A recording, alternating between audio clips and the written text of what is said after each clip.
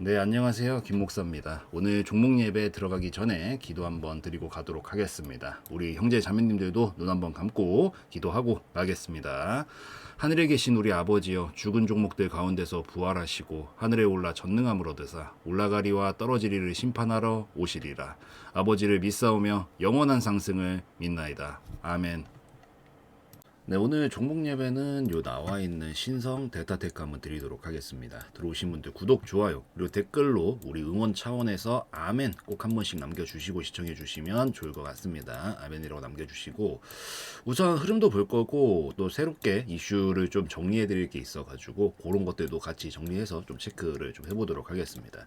이번에 사이언스 데일리에서 나온 새로운 좀 이슈가 있는데 이런 얘기들이 좀 나왔어요. 그래서 이번에 뭐 퀀텀 에코 관련된 얘기들이 좀 나오게 됐는데, 제가 요거 저작권상 다 가져오지 못하고 제가 말로 풀어드리겠습니다. 그래서 이렇게 나온 상황인데, 이게 이제 무슨 얘기냐면 이번에 초전도체에서 뭐가 발견이 됐어요. 어떤 게? 요 퀀텀 에코라는 게 발견이 됐다. 이 퀀텀 에코가 결국에는 에코, 여러분들이 사용하는 그 마이크의 그 에코 같은 느낌이라고 보시면 돼요. 그러니까 메아리라고 생각을 하셔도 되는 거죠. 메아리. 메아리가 발견이 됐는데, 이게 그냥 메아리 소리가 아니라 뭐라고 정확하게 표현을 하면 되냐면 양자 세계에서만 생기는 힉스 에코라는 겁니다. 힉스 에코. 근데 이게 어디에서만 만들어진다? 양자 세계에서만. 이게 결국 초전도체가 양자 컴퓨터 이런 것들과 뗄래야 뗄 수가 없게 되는 게 이런 것들 때문에 뗄 수가 없게 되는 거예요. 결국엔 서로가 겹쳐버리거든. 근데 여기서 이 힉스 에코라는 게 발견이 됐다라는 건데, 이게 뭐냐면 힉스 모드라는 게 뭐냐. 초전도체가 이렇게 있어요. 뭐 그냥 네모로 그릴게요. 여기 초전도체가 있으면 이 안에서 힉스 모드라는 아주 약하고 빨리 사라지는 이 잠깐 찰나의 순간에 딱 사라져버리는 진동이 존재한다 이 말이야. 근데 이 진동 자체가 엄청 빨리 꺼지죠. 엄청 빨리 꺼지고 그러다 보니까 뭐 볼 수도 없고 쓸 수도 없는 거야. 근데 있는 건 우선 맞는 거야. 그러니까 있는 건 아는데 이거 볼 수도 없고 쓸 수도 없는 거야. 귀신이 고칼 노릇인 거지. 근데 있는 건 확실히 맞다라고 생각을 하고 있으니까. 근데 원래 이랬었는데 이번 시험에서 초전도체에다가 어떤 레이저를 딱딱 두 번 쐈어요. 그러니까 어떻게 됐어? 이 힉스 진동이 갑자기 되살아나는 거야. 그러면서 메아리처럼 삐용 하고 튀어나오는 거예요. 그래서 이거를 이제 우리 이번에 발견한 힉스 에코라고 부른다라고 합니다. 근데 이게 왜 그렇게까지 중요하냐? 결국 아까도 말했다시피 양자와 뗄래야 뗄 수가 없다라 그랬죠. 초전도체는.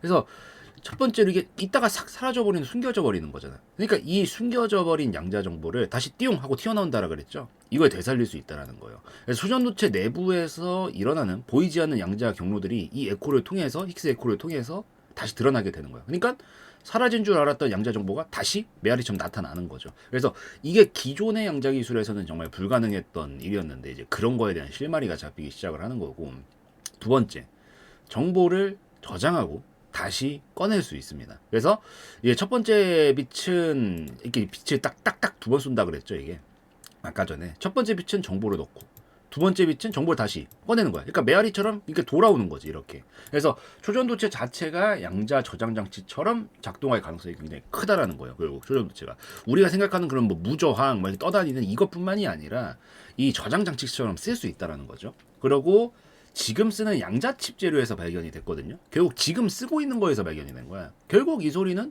바로 현 세대의 양자 컴퓨터에다가 적용이 가능하겠죠. 지금 쓰고 있는 거에서 발견이 된 거니까. 그래서 원래 이 힉스 입자, 힉스 관련된 부분들이 분명히 원래부터 존재했었다. 힉스 진동이라는 것들이. 근데 빛을 두 번 딱딱 맞으면 기억났다 하고 다시 되살아났다라고 하는 거잖아요. 이게 결국 다 양자와 연결이 되고 새로운 방법을 보여주고 있는 거라서 미래의 양자 컴퓨터 기술을 통째로 바꿀 수 있을 정도의 발견이다라고 볼 수가 있기 때문에, 그래서 그만큼 중요하다라고 좀 보시면 좋습니다. 그리고 기존의 양자의 코랑 완전히 원리가 다르거든요.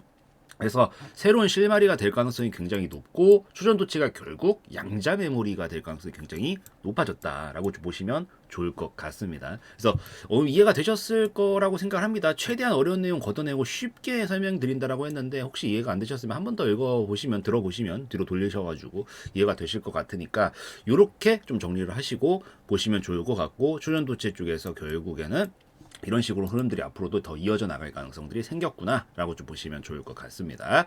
또 새로운 정보들 나오는 것들이 있으면 바로바로 이런 식으로 이 예배방에서 올려드리니까요. 뭐 여기도 같이 들어오셔서 좀 더 상세한 내용들 보셔도 좋을 것 같습니다. 자, 우선 요 얘기를 좀 해드리고 그 다음에 기술적으로 이제 들어와가지고 또 한번 좀 살펴볼 건데 계속 여기서 지지부진하고 있죠. 이게 기존에 제가 이 지난 영상들 다 있으니까 먼저 보고 오시고 뭐 조정이 나올 거라고 했던 이유들 그리고 갭 떠있던 부분들 다 메워주고 나서 이제 밑에까지 좀 더 내려올 거라 그랬어요. 그리고 이제 이제서부터 뭐 할 거다? 이렇게 왔다 갔다 좀 해줄 거다. 왜? 지금 여기까지는 떨어지고 기술적 반등에 기인을 한 거고요. 항상 떨어지고 첫 반등은 보통 기술적 반등이고 떨어졌던 폭이 한 절반 정도까지 상승 주는 경우들이 제일 많아요. 그러고 나서 얘는 왜 기술적 반등이라고 부르냐? 공이 떨어졌다가 탕하고 튀어오르는 반응이에요. 이게 진짜 흐름상 반등인지 알 수가 없어. 우리가 흐름상 상승이고 흐름상 반등이라고 부르려면 뭐가 필요해요? 상승 파동이 뭐예요? 저점 고점을 높이는 걸 상승 파동이라고 부르죠. 이렇게 가는 걸 상승 파동이라고 불러요. 근데 여기까지는 우리가 상승 파동이라고 부를 수가 없지. 왜? 아직 저점이 높아지지 않았으니까. 그럼 여기서 해줘야 되는 건 뭐야? 여기까지는 기술적 반등이고 한 번 더 눌러줬다가 저점을 높여 잡고 반등을 쳐줘야 저점이 높아지면서 상승 파동으로 연결을 시킬 수가 있는 거죠. 그래서 보통 떨어지고 나서 처음으로 강한 반등이 나올 땐 기술적 반등, 말 그대로 기술적인 반등이고 그 다음 눌림목을 거치고 두 번째 반등을 치기 시작하는데 여기서 이제 저점을 높여놓고 반등을 치기 시작을 하면 이건 흐름상 반등이라고 부릅니다. 그래서 여기서 어차피 갭구간이 떠있던 부분들을 다 메워주기도 했고 지금 어차피 여기까지 내려오면서 지금 무슨 작업하고 있는 거냐면 두 번째 저점 잡아보는 작업하고 있는 거예요. 그래서 이 두 번째 저점을 잡는 동안 기간이 좀 필요합니다. 그래서 아마 여기서 당분간 조금 더 왔다 갔다 할 가능성인데 이거 굉장히 정상적인 반응이니까 이상하게 생각하실 거 없고 여기서 이렇게 눌렀다가 반등을 이렇게 치면서 저점을 높이면서 움직이기 시작을 하면 이런 식으로 파동을 타면서 가는 상승 파동으로 연결이 될 수 있어서 실질적인 흐름상 반등으로 넘어갈 가능성이 높아집니다. 그래서 당분간은 계속 옆으로 횡보 좀 할 거다. 크게 막 뭔가 바뀌고 그런 움직임보다는 이렇게 왔다 갔다 하다가 반등 치는 그림으로 좀 가게 될 가능성이 높으니까 당분간은 조금 더 천천히 안정감을 가지고 그냥 보시면 됩니다. 막 조급하게 왜 오늘 반등했나 뭐 상승했나 이런 마인드는 갖다 버리시고요. 너무 자연스러운 움직임이니까 이상하게 생각하시지 마시고 당분간 요렇게 좀 체크를 하시면서 보고 계시고 좀 전에 말씀드렸던 것처럼 좀 더 상세한 내용들이나 특이사항들이 있으면 바로바로 이 브리핑 자료도 준비해가지고 올려드리기 때문에 같이 예배방 들어오셔서 보셔도 도움이 많이 되실 거다라고 좀 말씀을 드리도록 하겠습니다.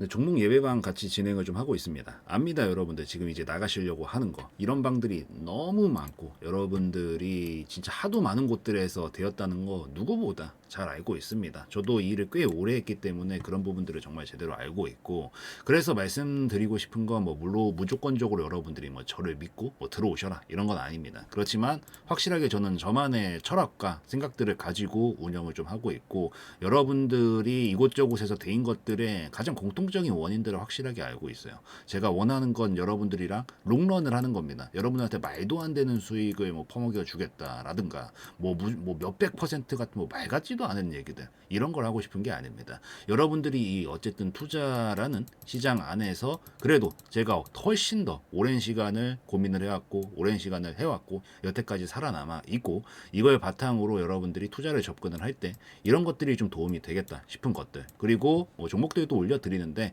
이런 것들이 허무맹랑한 수익이 아니라 저는 꾸준하게 계속해서 쌓이는 수익을 좋아합니다. 그래서 그런 부분들을 바탕으로 해서 저만의 철학을 가지고 여러분들이 지금 여태까지 좀 어려웠던 부분들을 제가 직접 케어를 하면서 같이 롱런하고 싶은 게 저희 목적이기 때문에 그래서 이렇게 종목 예배방 같이 운영을 좀 하고 있습니다. 우선 요 세 가지가 확실하게 다른 곳들과 전 다르다라고 자신 있게 말씀드립니다. 기본적으로 대부분 다 익절하죠. 당연히 익절하는데 문제는 익절이 아니에요. 손절이 문제입니다, 여러분들. 손절이 문제예요.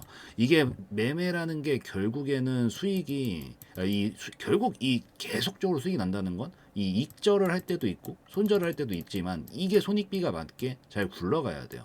근데 대부분 이게 자신이 없지 이걸 만드는 게 이 시스템을 만들어야 되는데. 근데 이 손절은 왜 그렇게 다들 민감하냐면 손절에 막 이게 맞춰지기만 하면 상관이 없거든요. 익절과 손절이 바퀴가 굴러가듯이. 근데 이걸 못 맞춰. 그러니까 손절은 안 해버리던지 아니면 가리기 처리를 해버리고 익절한 것만 대부분의 방들에서 나 잘했죠 이러면서 자랑하는 거예요. 전 여기에 문제가 있다라고 생각합니다. 그렇게 자신이 있으면 이 두 개 다 같이 손절하세요. 익절하세요. 이걸 같이 굴려가면서 어쨌든 전체 플러스만 만들면 여러분들이 어쨌든 만족하고 따라오시는 거거든요. 대부분 이걸 못한다. 근데 저는 이거를 확실하게 케어를 해드립니다. 그래서 손절 짧게 실시간으로 대응을 하고 실제로 해드립니다, 여러분들. 그래서 이런 식으로 손절이 필요한 것들 바로바로 손절해버리고요. 뭐 익절이 필요한 것들은 당연히 익절도 하고. 그래서 이 매매라는 게 한 종목과만 사랑에 빠지는 게 아니라 결국에는 포트폴리오를 짜서 그 안에서 계속해서 손실이 났으면 수익 처리도 하고, 그다음에 익절로 추세로 끌고 가기도 하고, 이 안에서 바퀴가 굴러가는 과정이기 때문에 저는 이렇게 손절과 익절 반드시 해드린다라고 좀 말씀을 드리고요. 그리고 보여주기식 단타 절대 하지 않습니다, 여러분들. 대부분 뭐 이게 호가가 막 널뛰기를 하는 이런 데서 갑자기 쏴놓고 이미 여러분들한테 이거 괜찮아 보이네요, 진입타 좀 잡아도 괜찮을 것 같습니다, 쓰는 순간 3% 올라가 있어요. 이게 뭔 매매야, 여러분들. 여러분들이 그럼 어플 켜고 뭐 하고 이미 들어와 있으면 이미 막 다 가 있어. 여기서 들어갈 수도 없는 노릇이고. 근데 그래놓고 뭐 하죠?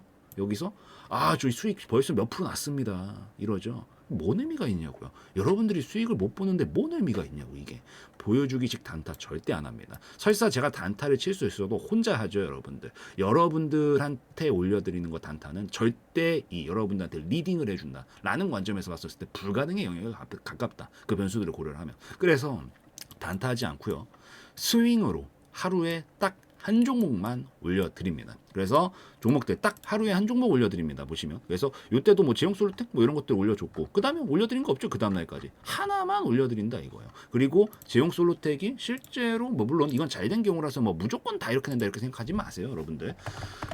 그래서 제가 올려드리는 자리가 이렇게 널뛰기 하고 있는 자리에서 올려드리는 게 절대 아니다. 보시면 이렇게 이 911원에서 제가 올려드렸죠. 그리고 목표가에 드렸기 때문에 다 먹지도 못했어요, 솔직하게 말씀드리는 겁니다. 그렇지만 어때요? 요 지점에서 제가 올려드렸던 거기 때문에 안정적인 자리에서 스윙 기반으로 우리가 기대할 수 있는 높이값들이 충분히 나오는 자리에서 딱 한 종목만 올려드리고, 그마저도 제가 계속해서 케어를 하면서 뭐 손절이라든가 익절이라든가 이런 것들을 이런 식으로 케어를 하면서 가고 있다라는 거 꼭 기억해 주시면 좋을 것 같아요. 그리고 책임감 가지고, 이게 문제죠.